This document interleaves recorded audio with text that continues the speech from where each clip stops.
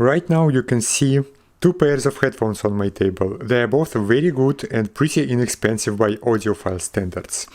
This model from HiFiMan is no longer available, but you can buy a successor model for less than €200. And this model from Fostex is still readily available, especially from professional audio stores, and it costs €160. But today I'm not going to talk about them. I'm going to talk about something many times cheaper.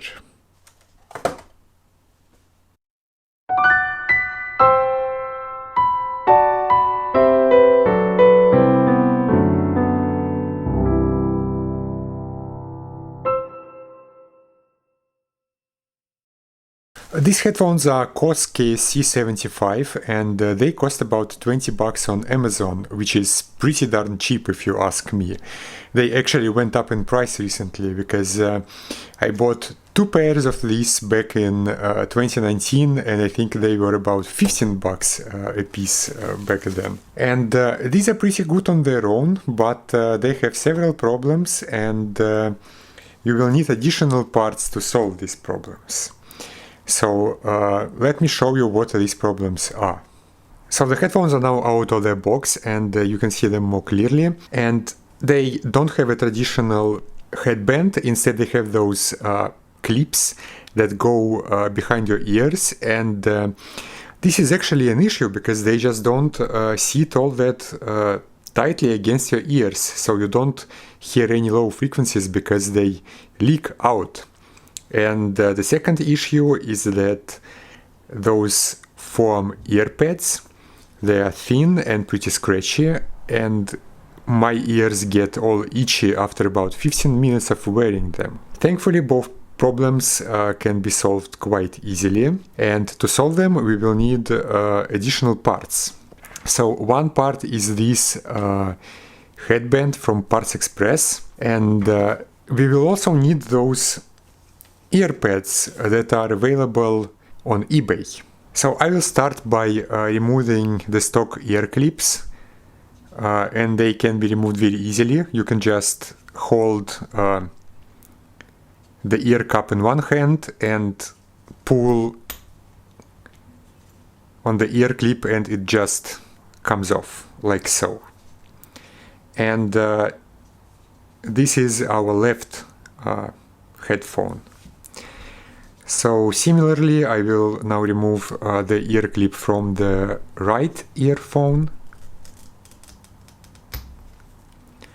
And now I will take the headband. So this is the left side, so this goes here. And this is the right side, so the right ear cup goes here.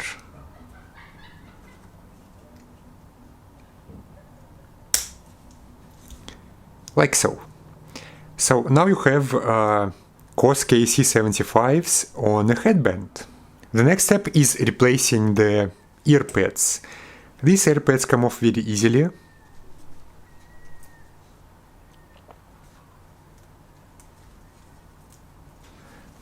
Just be careful because those plastic pins on the back of the ear cups are pretty sharp.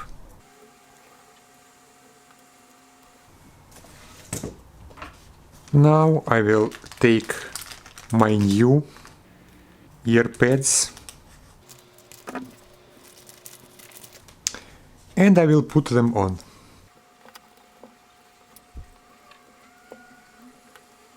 And as you can see, those new ear pads are much thicker than the stock ear pads. So you will get more cushion between the headphones and your ear, which really helps comfort. Now that these headphones are assembled, the question is how do they sound? And the answer is they sound very, very good.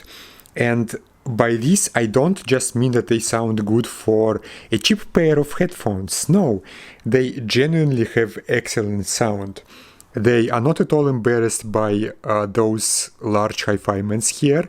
Obviously, the HiFimans have better detail and they go much deeper in the bass, but these headphones have a surprisingly transparent sound with excellent imaging, which I honestly did not expect at all. What's really nice about those headphones is that they have excellent sensitivity, so they can be very easily powered even by portable devices like tablets or smartphones or portable audio players, even cheap ones.